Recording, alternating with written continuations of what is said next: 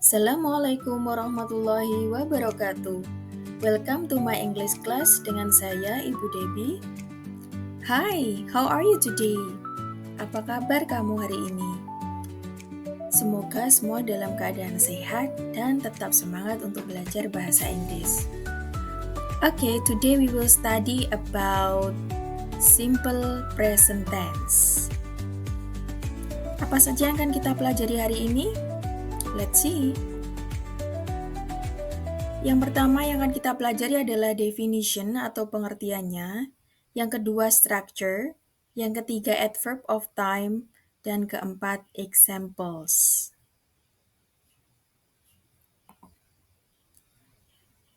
Let's start. Definition of simple present tense. Pengertian dari simple present tense. Simple present tense is used to describe. Jadi simple present tense itu adalah tenses yang dipakai untuk mendeskripsikan atau menyatakan kejadian yang pertama, regular actions or habits. Jadi kegiatan yang teratur atau kebiasaan. 2. General facts or truths. Fakta umum atau kebenaran. 3. Permanent situations. Situasi yang permanen atau tidak berubah. Jadi pengertian dari simple present tense ini bisa dipahami bahwa dia adalah tenses yang digunakan untuk menyatakan kejadian yang pertama yang berupa kebiasaan, yang kedua adalah fakta atau kebenaran umum, yang ketiga adalah situasi yang permanen. Okay, next. Structure of simple present.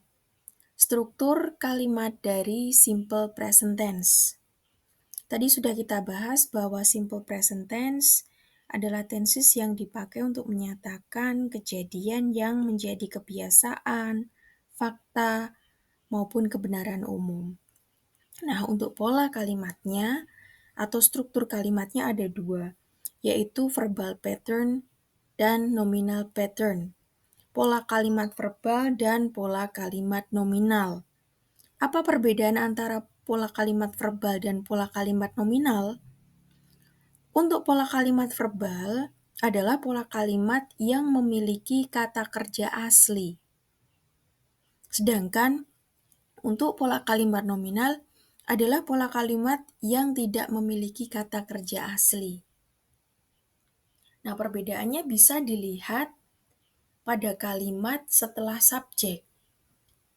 Setelah subjek, bila diikuti oleh kata kerja, maka itu berjenis kata kerja asli. Maka itu strukturnya kalimat verbal. Sedangkan untuk struktur kalimat nominal setelah subjek itu tidak ada kata kerja asli. Itu perbedaannya. Kita simak mulai dari yang pola kalimat verbal. Untuk setiap polanya nanti ada kalimat positif, negatif, dan kalimat tanya.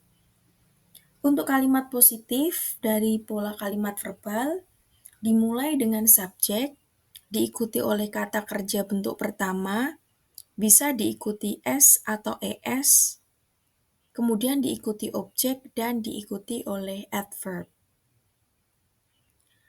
Untuk kata kerja yang diikuti S atau ES, disesuaikan dengan subjeknya.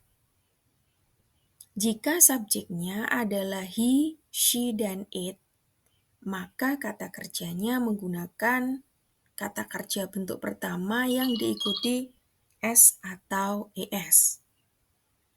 Sedangkan jika subjeknya adalah they, we, I, dan you, maka kata kerjanya tidak menggunakan tambahan S atau ES. Selanjutnya untuk kalimat negatif, dimulai dengan subjek, diikuti auxiliary do atau does, diikuti not, diikuti kata kerja bentuk pertama tanpa tambahan S, ES. diikuti dengan objek dan adverb atau kata keterangan. Sedangkan untuk kalimat tanya, kalimat dimulai dengan auxiliary do atau does. Nah, untuk kalimat negatif dan kalimat tanya ini, pemilihan do atau does disesuaikan dengan subjeknya. Jika subjeknya he, she, dan it, maka auxiliary-nya does. Sedangkan jika subjeknya they, we, I, dan you, maka auxiliary-nya menggunakan auxiliary do. Untuk kalimat tanya, tadi dimulai do atau does, kemudian diikuti subjek dan diikuti oleh kata kerja bentuk pertama, tanpa tambahan s atau es. Diikuti oleh objek dan diikuti oleh adverb atau kata keterangan.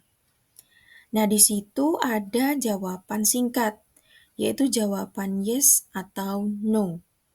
Karena pertanyaannya adalah yes no question, pertanyaan yang cukup dijawab iya atau tidak atau cukup dijawab dengan singkat, maka menjawabnya ya cukup dengan yes, subjek diikuti do atau does. Kalau dijawab no, maka subjek diikuti do atau does kemudian diikuti not. Itu untuk pola kalimat verbal. Jelas sekali bahwa untuk pola kalimat verbal bisa dikenali dari setelah subjek itu diikuti langsung oleh kata kerja bentuk pertama. Itu cara kita mengidentifikasi kalimat yang menggunakan simple present tense. Next, kita ke pola kalimat nominal. Pola kalimat ini sama menggunakan 3, ada kalimat positif, negatif, dan kalimat tanya. Perbedaannya adalah, mari kita lihat di kalimat positifnya. Pada kalimat positif, dimulai dengan subjek, kemudian diikuti oleh to be, is, am, atau are. Nah, pemilihan to be, is, am, atau are ini disesuaikan dengan subjeknya.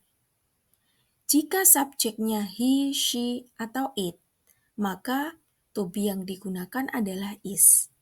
Sedangkan kalau subjeknya I, to be yang digunakan am, dan kalau subjeknya they, we, atau you, maka to be-nya adalah are. Sudah jelas kan? Kita lanjut. Tadi untuk kalimat positif dimulai dengan subjek, diikuti oleh to be is, atau am, atau are, kemudian diikuti oleh non-verb, dan diikuti oleh adverb atau kata keterangan.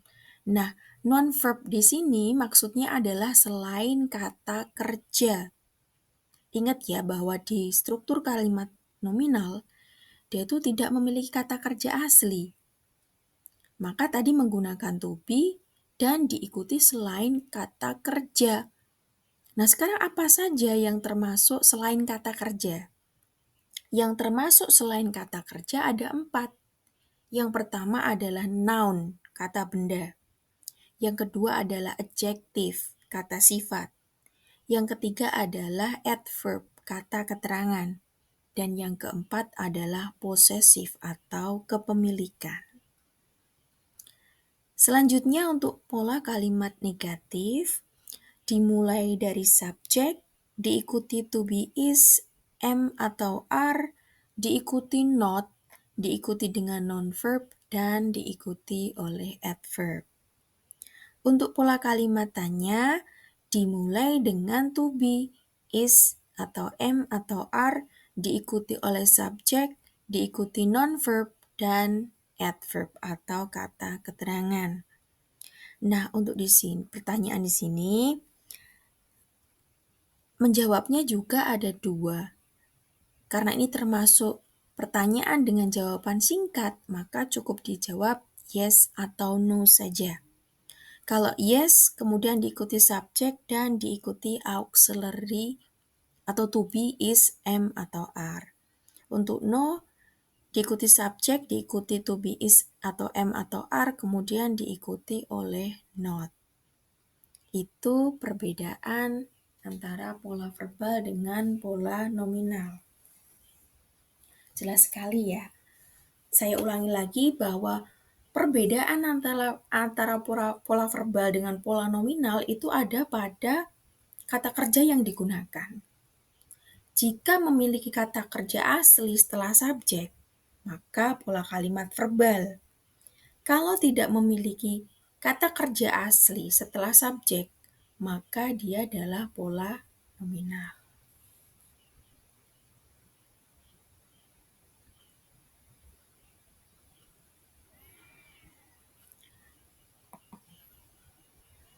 Next, forming the simple present tense. Bagaimana membentuk simple present tense? Bagaimana aturannya? Tadi sudah saya jelaskan di depan bahwa untuk subjek I, you, we, they itu menggunakan base form of the verb.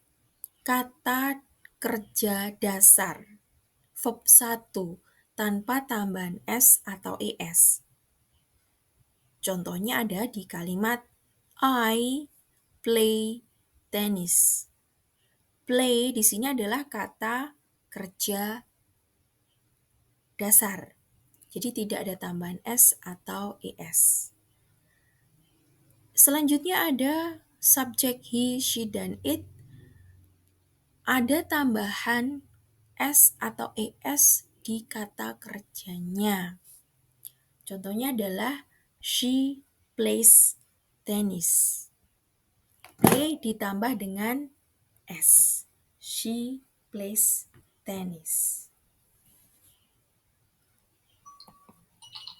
Next. Untuk third person singular spelling rules. Ini adalah aturan untuk pengucapan atau perubahan kata kerja bentuk orang ketiga. Nah, di sini in the affirmative di kalimat positif, we add a suffix to the base form of the verb. Kita menambahkan akhiran pada kata kerja dasar. Kita tambahkan S untuk most verbs, untuk hampir seluruh kata kerja. Misalnya play jadi plays, eat jadi eats, write jadi writes. Sedangkan kita tambahkan akhiran ES untuk kata kerja jika kata kerja tersebut berakhiran dengan huruf SS, SH, CH, X, atau O. Misalnya, kata finish berakhiran SH, maka ditambahi dengan ES. Finishes. Kata go berakhiran huruf O ditambah dengan suffix atau akhiran ES. Go jadi goes. Kata watch berakhiran CH ditambahi dengan kata huruf ES, maka menjadi watches. Sedangkan perubahan kata kerja dengan tambahan IES untuk kata kerja berlaku pada kata kerja yang diakhiri oleh huruf konsonan dan huruf Y. Misalnya kata fly, L-nya konsonan, depannya Y. Maka fly menjadi flies. Terjadi perubahan penulisan. Contoh lain ada kata study. D-nya konsonan, kemudian diakhiri Y, jadi studies. Kata spy, konsonannya P, diikuti Y, maka berubah menjadi spies. Itu untuk aturan perubahan kata kerja. Oke, next. Adverbs of time, kata keterangan waktu untuk simple present tense. Simple present tense biasanya menggunakan keterangan waktu every day, yang artinya setiap hari. Bisa juga menggunakan keterangan waktu every yang diikuti dengan kata yang lain, misalnya every night, setiap malam, every week, setiap minggu. Every month, setiap bulan. Every year, setiap tahun. Every summer, setiap musim panas. Every June, setiap bulan Juni, atau bisa digabungkan dengan kata yang lain. Selanjutnya, untuk keterangan pada simple present tense, selain menggunakan keterangan waktu, juga menggunakan adverb of frequency. Adverb of frequency adalah kata keterangan tingkat keseringan. Nah, kata keterangan tingkat keseringan ini biasanya digunakan untuk mendeskripsikan seberapa sering kegiatan atau peristiwa itu dilakukan atau terjadi. Untuk kata keterangan tingkat keseringan, ada beberapa. Yang pertama, kata always, artinya selalu. Ada kata usually, artinya biasanya. Ada kata often, artinya sering. Kemudian ada sometimes, artinya kadang-kadang. Rarely, artinya sangat jarang. Dan kata never, artinya tidak pernah. Nah, apa perbedaan penggunaan antara keterangan waktu dengan kata keterangan tingkat keseringan? Perbedaannya adalah pada posisinya di dalam kalimat. Untuk keterangan waktu, misalnya every day, every night, atau yang lain, biasanya diletakkan di awal kalimat atau di belakang kalimat. Jadi kalau tidak di awal, ya di paling akhir dari sebuah kalimat. Sedangkan untuk adverb of frequency atau kata keterangan tingkat keseringan, dia dituliskan di setelah subjek dan sebelum kata kerja. Jadi jelas sekali ya perbedaan penulisannya dan posisinya di dalam kalimat. Example, she always drinks a cup of tea every morning. Dia selalu minum secangkir teh setiap pagi. Kata always diletakkan setelah subjek she dan sebelum kata kerja drinks. Contoh yang lain ada I sometimes take a walk in the garden. Saya kadang-kadang berjalan-jalan di kebun. Menggunakan adverb of frequency sometimes setelah subjek I dan sebelum kata kerja take.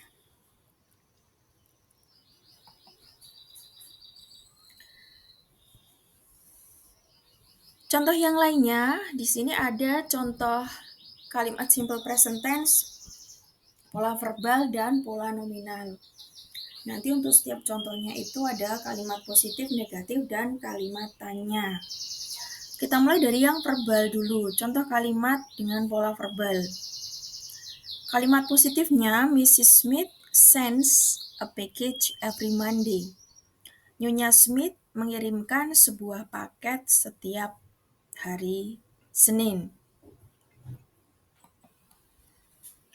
Untuk kalimat ini, subjeknya adalah Mrs. Smith, kata kerjanya sends, objeknya adalah a package, dan kata keterangan waktunya every Monday. Di sini kata kerja sends menggunakan tambahan s setelah kata kerja dasar send.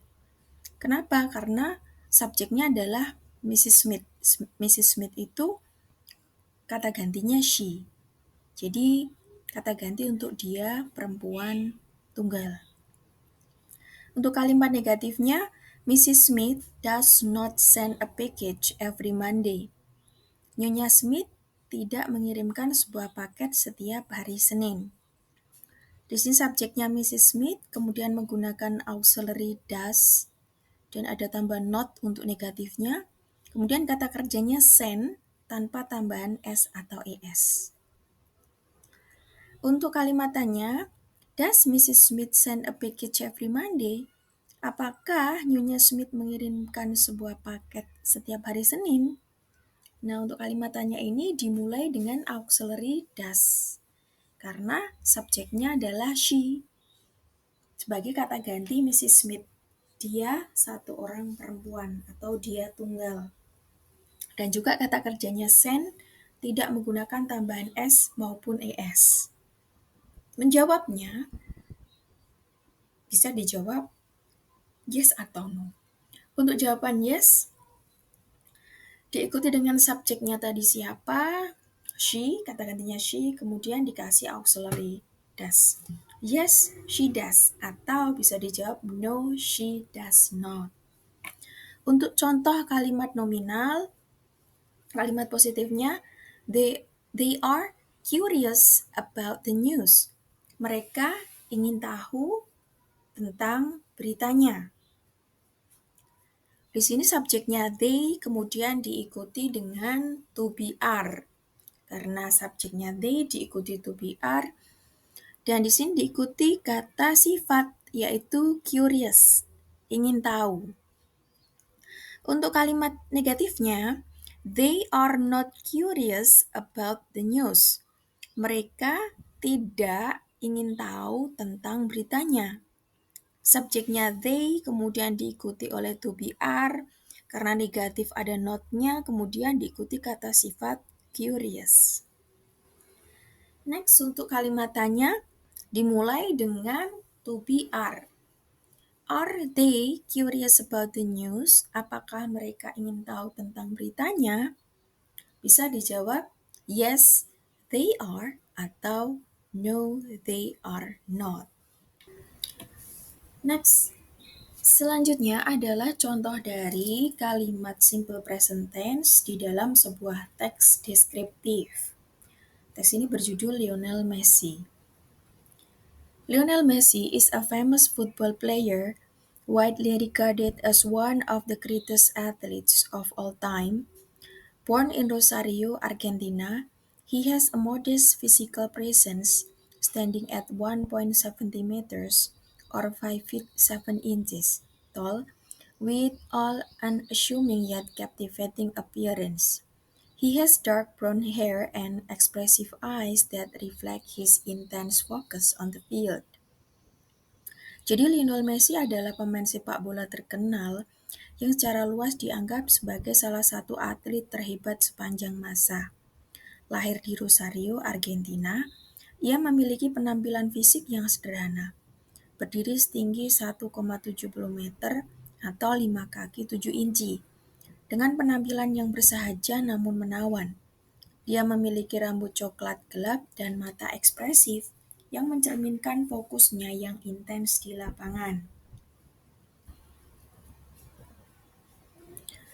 Messi's playing style is characterized by his exceptional skill, lightning-fast reflex, and unparalleled control of the ball. He has an innate ability to weave through defenders effortlessly, leaving spectators and opponents in awe of his dribbling prowess. Beyond his individual skill, he is a master of precise free kicks and goal-scoring opportunities, demonstrating remarkable technique and vision in every match. Gaya bermain Messi dicirikan oleh keterampilannya yang luar biasa, refleks cepat gila, dan kontrol bola yang tak tertandingi. Ia memiliki kemampuan bawaan untuk bergerak lincah melewati pemain belakang dengan mudah, membuat penonton dan lawan kagum akan kehebatannya dalam menggiring bola. Di luar keterampilan individunya, dia adalah master dalam tendangan bebas yang presisi dan peluang mencetak gol, menunjukkan teknik dan visi yang luar biasa di setiap pertandingan. Off the field, Messi is known for his humility, work ethic, and dedication to the sport. His numerous achievements include multiple Ballon d'Or awards and championship titles, cementing his status as a modern legend in football. His inspiring journey from overcoming a childhood health condition to becoming a global icon serves as a powerful lesson in perseverance for aspiring athletes and fans worldwide. Di luar lapangan, Messi dikenal karena kerendahan hati, etos kerja, dan dedikasinya terhadap olahraga tersebut. Berbagai prestasinya meliputi beberapa penghargaan, Ballon d'Or, dan gelar juara, memperkuat statusnya sebagai legenda modern dalam sepak bola. Perjalanan inspiratifnya dari mengatasi kondisi kesehatan masa kecil hingga menjadi ikon global berfungsi sebagai pelajaran yang kuat dalam ketekunan bagi para atlet yang bercita-cita tinggi dan penggemar di seluruh dunia. Itu tadi contoh dari kalimat-kalimat simple present tense yang muncul pada descriptive text. Untuk munculnya kalimat dengan struktur simple present tense pada descriptive text bisa kita lihat dari penjelasan berikut.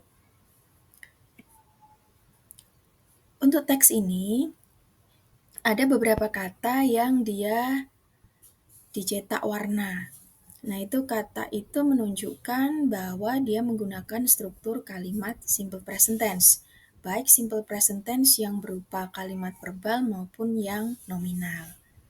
Untuk kata yang bercetak kuning, itu ada kata is, has, include, dan serves. Nah, untuk kalimat dengan to be is, yaitu pada kalimat Lionel Messi is a famous football player widely regarded as one of the greatest athletes of all time, dan kalimat di paragraf 2 yaitu beyond his individual skill, he is a master of precise free kicks and goal scoring opportunities, demonstrating remarkable technique and vision in every match. Nah, dua kalimat itu adalah contoh kalimat simple present tense yang menggunakan pola nominal. Selanjutnya untuk kalimat simple present tense yang pola verbal, di situ ada beberapa yang muncul, yaitu yang menggunakan kata kerja has di baris kedua, kalimat di baris kedua.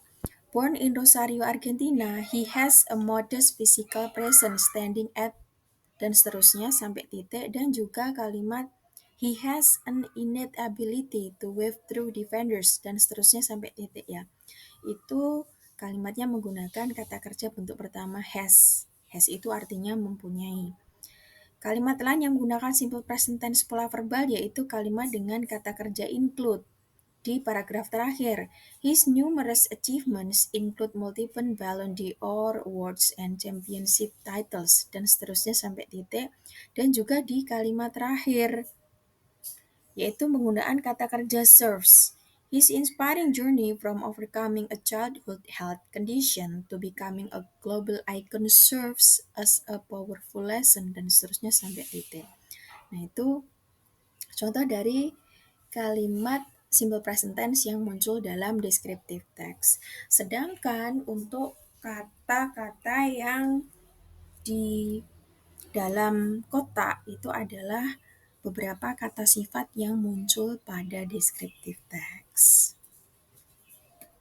Untuk penjelasan detailnya ada di sini, yaitu munculnya beberapa ciri kebahasaan termasuk simple present tense ya di poin kedua.